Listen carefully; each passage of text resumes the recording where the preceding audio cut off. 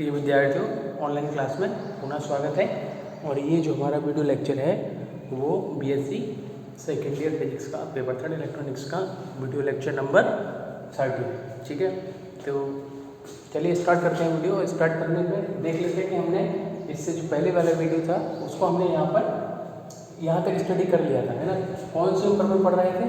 Thevenin प्रमेय। और Thevenin प्रमेय में सारी चीज़ स्टडी करके हमने वोल्टा विभाजन का नियम और कई सारी चीज़ें जो है अध्ययन करके हमें यहाँ पर ये IL का मान प्राप्त हुआ था।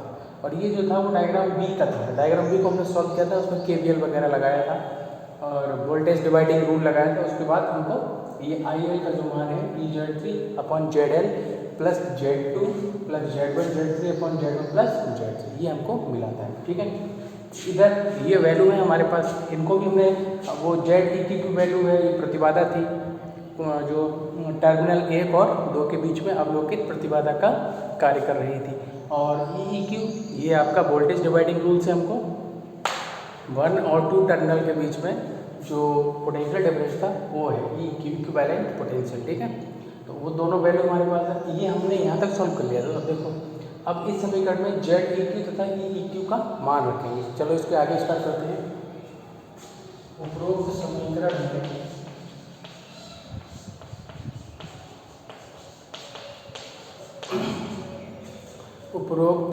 समीकरण में किसका ZEQ और EEQ का मान रखने पर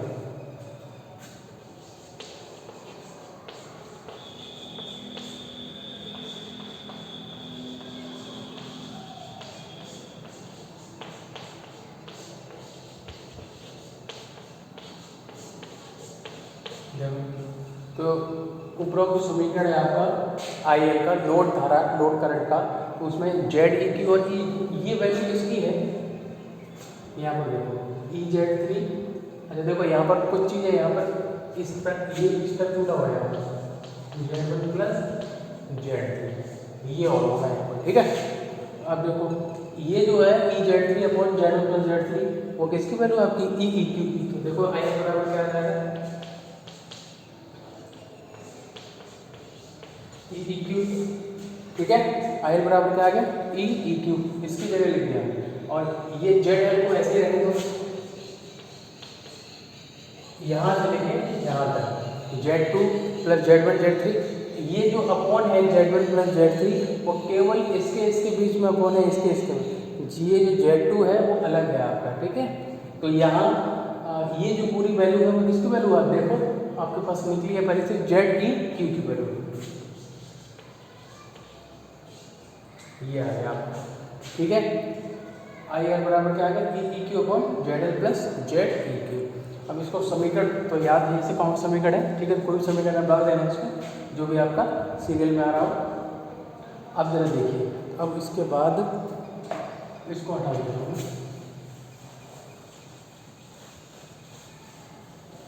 मैं इसको समीकरण P डाल देता हूँ। ठीक है, आप देख लेना आपके सीरियल के हिसाब से कौन सा समीकरण। मैंने समीकरण नंबर P डाल दिया इसको। ठीक है, बस लास्ट है। अब देखिए चित्र A। अब हम डायग्राम A जो कि आपके पास बना हुआ है, यहाँ पे नहीं, देखो इस टाइप से होगा डायग्राम A।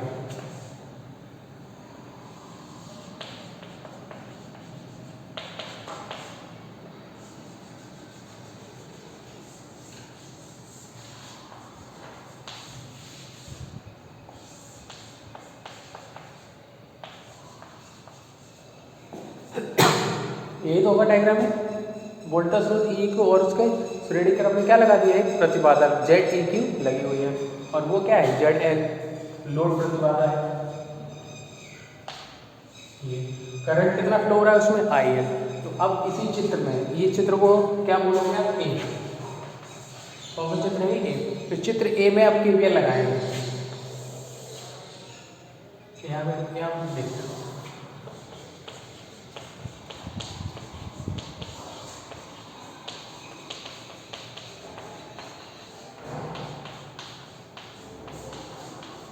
चित्र A में क्या लगा दिया? KVL लगा दिया। ठीक है, तो जब चित्र A में आप KVL लगाएंगे तो क्या आ जाएगा? Minus EEQ plus Z E Q I L और प्लस आई एल और ये जेड एल बराबर 0। ठीक है, तो डायग्राम जो आपके सामने दिख रहा है वो डायग्राम आपके पास पहले से नोट है। ठीक है, जब हमने इसको स्टार्ट किया था तो वहाँ पर हमने इसको बनाया था, तो उसी में हमने क्या लगा दिया, ये KVL लगा दिया। ठीक है, तो KVL यहाँ से अब आई एल का मान आपको निकालना है, तो देखो ऐसे इसको लिख सकते हैं, आई एल कॉमन ले लिया, Z L plus Z E Q उसको उधर लेगा। देखिए जरा ध्यान से, इसको लिख सकते हैं, लिख सकते हैं, तो आई एल ब्रैकेट में Z L plus Z E Q बराबर क्या हो गया, ई क्यू। ठीक है, आई एल का मान निकालो, इस ब्रैकेट को कहाँ ले जाओगे, नीचे ले जाओ।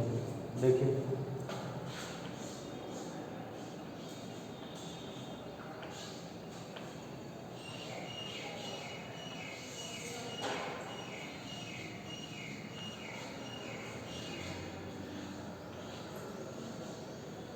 ये आ गया E Q Z L plus Z, इसको डाल दो। समीकरण नंबर क्या डाल दिया मैंने, क्यू। आप अपने हिसाब से देखना पी के बाद क्या आ गया, ये आ गया। आप जरा पी और क्यू को समीकरणों को ध्यान से देखिए, पी और क्यू जो समीकरण है उनको ध्यान से देखेंगे तो दोनों समीकरण कैसे हैं, सेम है। जबकि ये डायग्राम है, ये कौन से डायग्राम को सॉल्व करके मिला है हमको, ये डायग्राम को हमने सॉल्व किया था कौन से को, ए बी को। ठीक है, ये डायग्राम बी को सॉल्व करते हुए हम लाए थे, वहाँ से हमको ये मिला था, और ये जो डायग्राम था वो हमारा कौन सा था, ए। ये डायग्राम ए को सॉल्व किया तो ये मिला। अब समीकरण पी और क्यू से स्पष्ट है कि चित्र ए तथा चित्र बी में जो परिपथ दिए गए हैं उनमें जो प्रवाहित जो लोड करंट है, प्रवाहित जो लोड धारा है उसका मान कैसा है, समान है। अतः दोनों परिपथ कैसे होंगे, समतुल्य परिपथ होंगे, और यही थेवेनिन प्रमेय का क्या है, कथन होता है। ठीक है, इस चीज़ को हम लिख देंगे, इसको आप नोट कर लेंगे। देखो मैं हटा दूँगा इसको,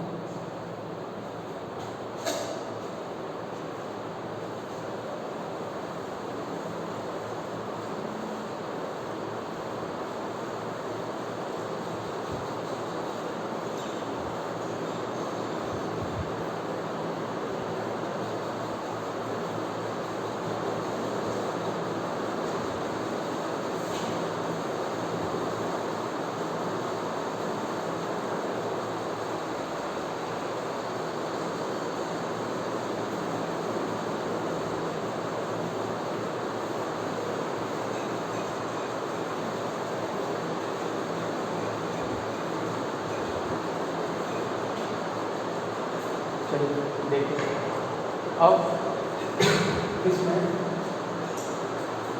क्या था, टेबल पर हमने लिया, देखो समीकरण पी व क्यू से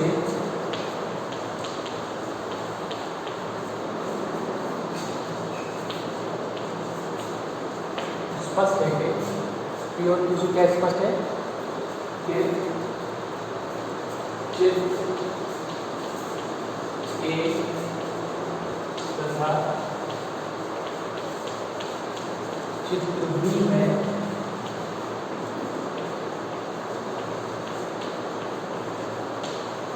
दिए गए परिपथ चित्र ए तथा चित्र बी में दिए गए परिपथ समतुल्य हो।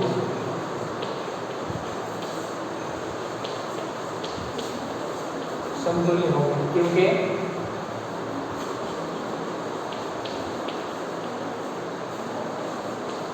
दोनों परिपथों में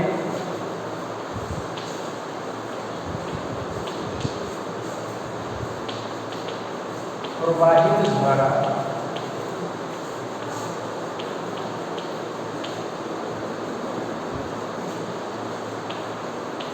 प्रवाहित लोड धारा IL का मान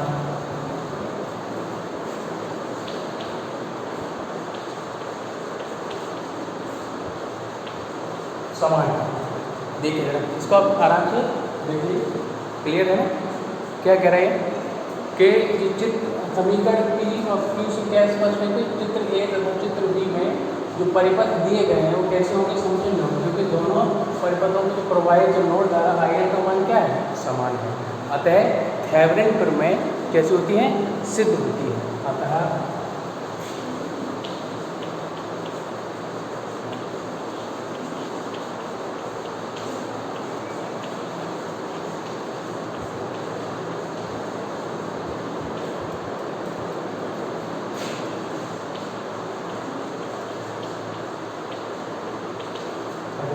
थेवेनिन प्रमेय सिद्ध होती है। ठीक है, तो ये हो गया आपका थेवेनिन कंप्लीट हो गई, डायग्राम आपको सारा चीज़ हो गई और प्रूफ तो हो गया कि दोनों के एक 2 टर्मिनल वाला जो नेटवर्क है वो एक ऐसे नेटवर्क के इक्विवेलेंट होता है जिसमें एक वोल्टेज सोर्स EEQ तथा इसके श्रेणी क्रम में एक इम्पीडेंस प्रतिबाधा ZEQ जुड़ी हुई होती है। ठीक है, और उसको हमने प्रूव भी कर लिया दोनों डायग्राम के हिसाब से। नोड धारा IL का मान क्या निकला, उसमें समान निकला। लास्ट में आपको ये लिख देना है तो यहाँ पर ये लिख जाएगा। ठीक है, चलो इसको हटा देते हैं और देखते हैं कि नेक्स्ट नेटवर्क थ्योरम कौन सी होगी।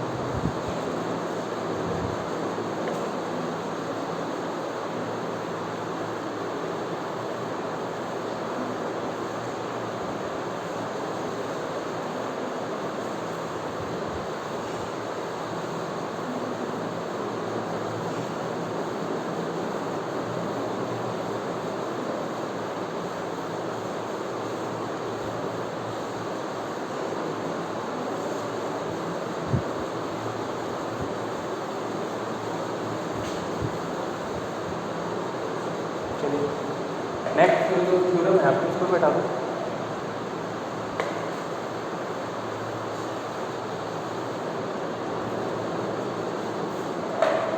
नेक्स्ट जो थ्योरम है आपकी वो है आपकी नॉर्टन प्रमेय। ठीक है, नॉर्टन प्रमेय।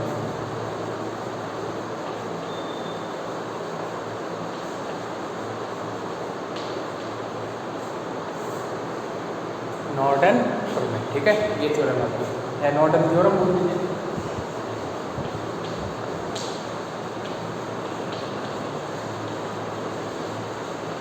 Norton theorem, Norton is a scientist, Norton कौन थे, एक वैज्ञानिक थे और उन्होंने इस थ्योरम को बताया था, इसलिए इस थ्योरम का नाम क्या है, नॉर्टन थ्योरम। हालांकि देखो एक चीज़ ध्यान रखना है, एक ये जो थ्योरम है नॉर्टन थ्योरम वो थेवेनिन प्रमेय का ही दूसरा रूप है।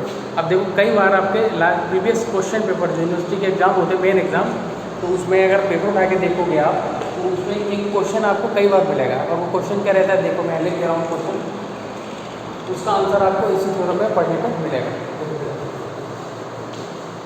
क्वेश्चन नोट नहीं करेंगे बस आप सुन लीजिए। ठीक है, मैं लास्ट में जब नॉर्टन थ्योरम ये करा दूंगा तो ये क्वेश्चन भी बाद में लिखा दूंगा। ठीक है, तो नॉर्टन थ्योरम में फर्स्ट क्वेश्चन क्या है, सिद्ध कीजिए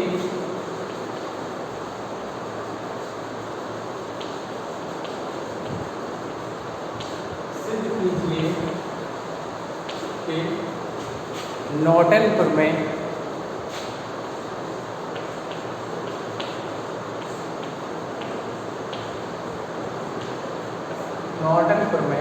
थेवेनिन प्रमेय का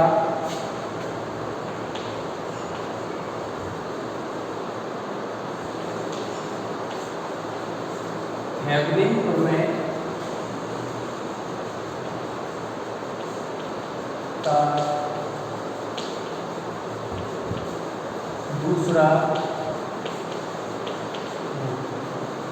क्वेश्चन देखो ध्यान से पढ़ लीजिए इसको, क्या पूछ रहा है वो कि सिद्ध कीजिए कि जो नॉर्टन प्रमेय है, सिद्ध कीजिए कि नॉर्टन प्रमेय थेवेनिन प्रमेय का ही दूसरा रूप है। थेवेनिन प्रमेय अभी हमने क्या पढ़ लिया। अच्छा, एक बेसिक डिफरेंस बता दे रहा हूँ मैं, उससे क्लियर हो जाएगा पूरा कि क्या इसमें कैसे इसको बोल सकते हैं कि जो नॉर्टन थ्योरम है वो थेवेनिन थ्योरम का ही सेकंड पार्ट नहीं, मतलब सेकंड फॉर्म है, उसका सेकंड इमेज है, इस तरीके से बोल सकते हो। ठीक है, देखिए ध्यान से, अगर हम थेवेनिन प्रमेय की बात करें जो कि अभी हमने प्रूव कर ली है पहले, तो उसमें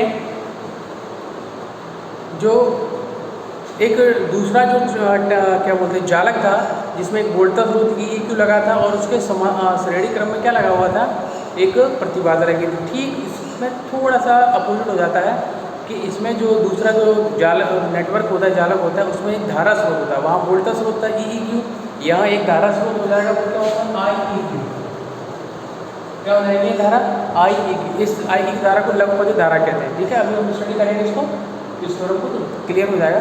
तो उसमें एक धारा स्रोत, इसमें एक धारा स्रोत आई ई क्यू तक था, वहाँ होता था श्रेणी क्रम में प्रतिबाधा होती थी जेड ई क्यू, यहाँ समांतर क्रम में होगी प्रवेश्यता। क्या होगी? समांतर क्रम में क्या होगी? प्रवेश्यता होगी। आधी बात समझ में कि नहीं?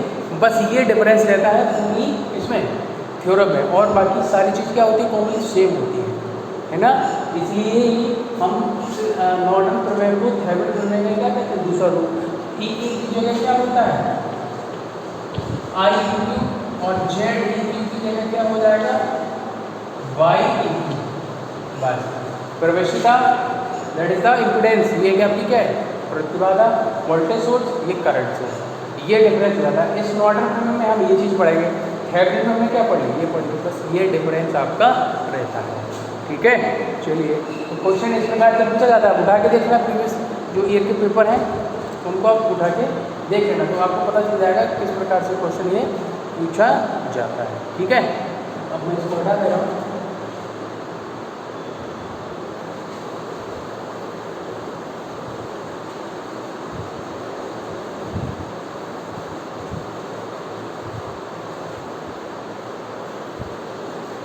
अब देखो, इसमें एक चीज़ और है कि आप एक का स्टेटमेंट तैयार करेंगे, दूसरा आपका ऑटोमेटिक क्या हो जाएगा? तैयार हो जाएगा। चलिए देखिए कैसे होता है इसका स्टेटमेंट। देखिए क्या होगा इसका कथन? रेखीय या द्विपार्श्विक,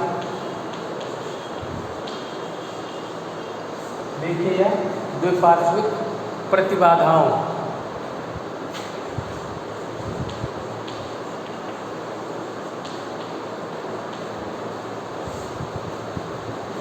या द्विपार्श्विक प्रतिबाधाओं या तथा ऐसे तथा ऊर्जा स्रोत, ऊर्जा स्रोत से मिलकर बने हुए, मिलकर बना हुआ दो टर्मिनल वाला जालक, दो टर्मिनल वाला जालक एक ऐसे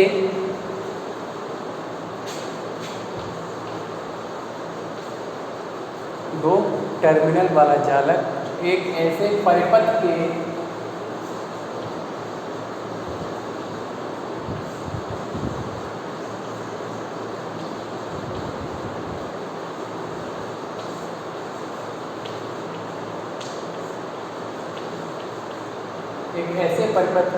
समतुल्य होता है, जिसमें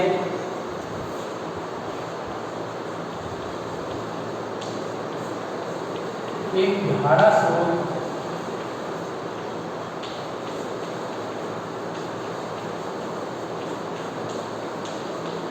IEQ, इसमें एक धारा स्रोत IEQ तथा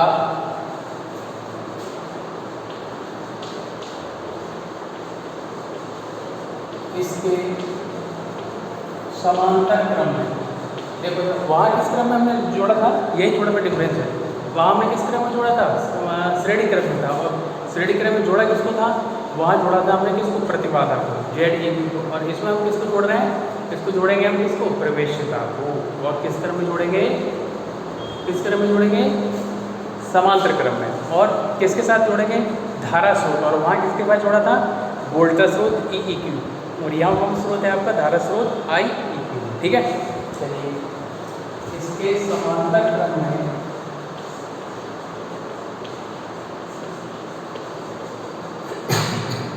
इसके समांतर क्रम में क्या है, एक प्रवेश्यता YEQ को जोड़ा जाता है।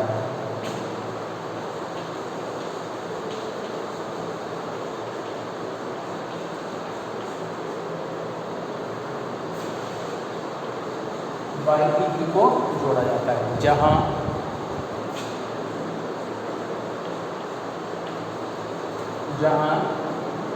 आई पी क्यू जो होती है वह टर्मिनल 1 और 2 को लंबवतित करने पर परिपथ में प्रवाहित धारा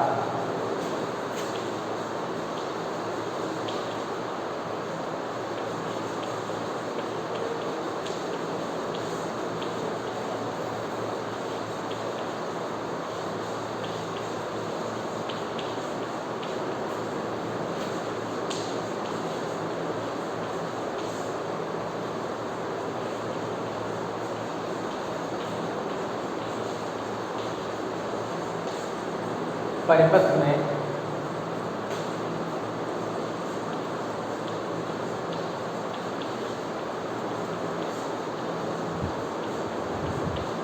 प्रवाहित लघुपथित धारा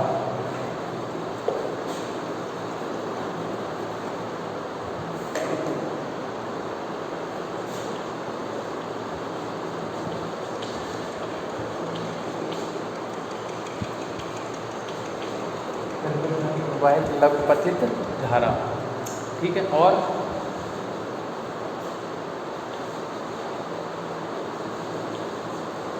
टर्मिनल 1 और 2 के खुले होने पर दोनों के मध्य 1 और 2 सिरे खुले होने पर दोनों सिरों के जो मध्य है वो अवलोकित प्रवेशिता होती है, ठीक है। लिखेंगे इसको,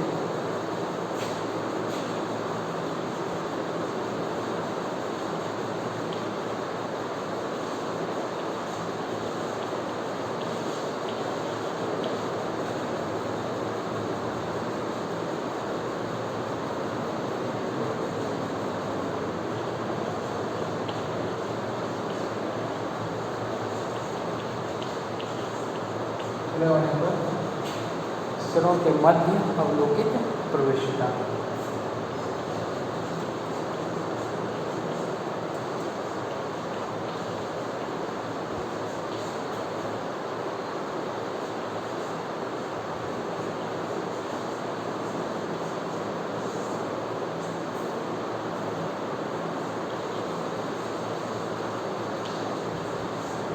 अवलोकित प्रवेशिता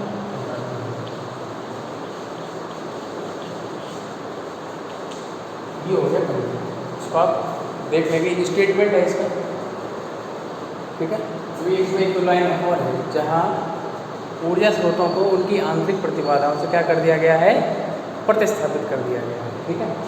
ऊपर में एक लाइन हटा दे रहा हूँ, आप लिख लेंगे इसको, ठीक है। लाइन में हटा दे रहा हूँ ऊपर से।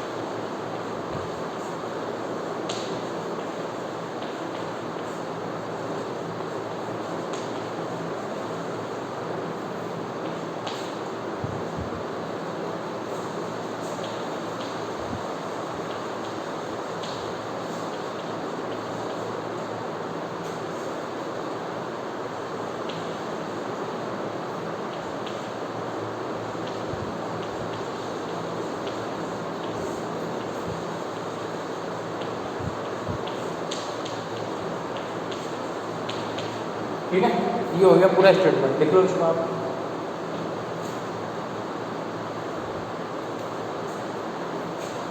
चलिए इसको हटा देते हैं।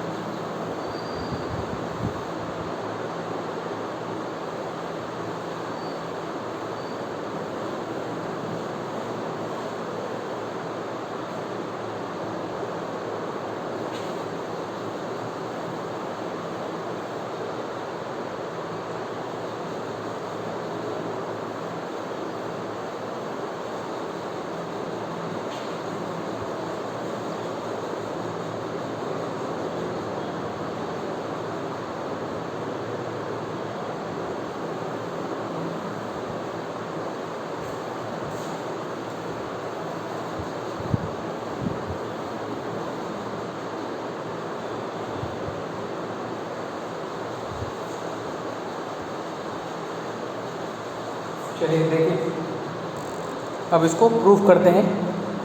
ठीक है, इसको प्रूफ करते हैं। हेडिंग पे ए,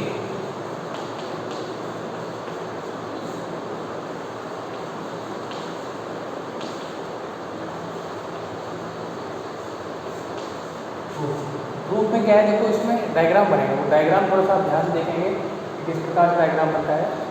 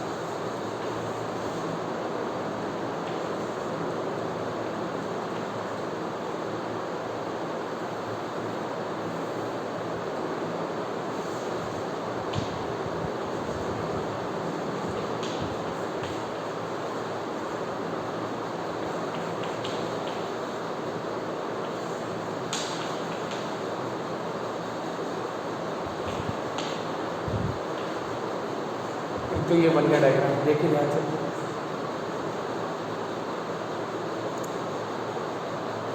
इसको डालना चित्र ए,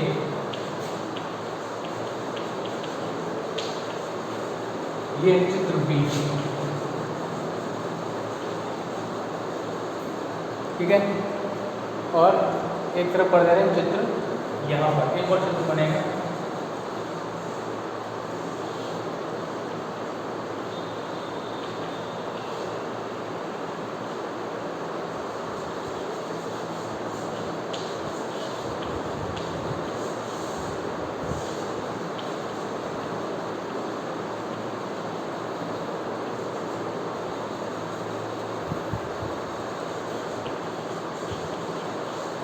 चित्र से, इन चित्रों को ध्यान से देखो, बना लीजिए, है ना। इसका जो व्याख्या है वो नेक्स्ट वीडियो में करेंगे हम, तो बताएंगे कि तीन चित्र का मतलब क्या है, डायग्राम ए, बी और ये सी, और इनके द्वारा हम कैसे नॉर्टन प्रमेय को क्या कर सकते हैं, सिद्ध कर सकते हैं। ठीक है, तो ये हम नेक्स्ट वीडियो में बताएंगे। Thank you.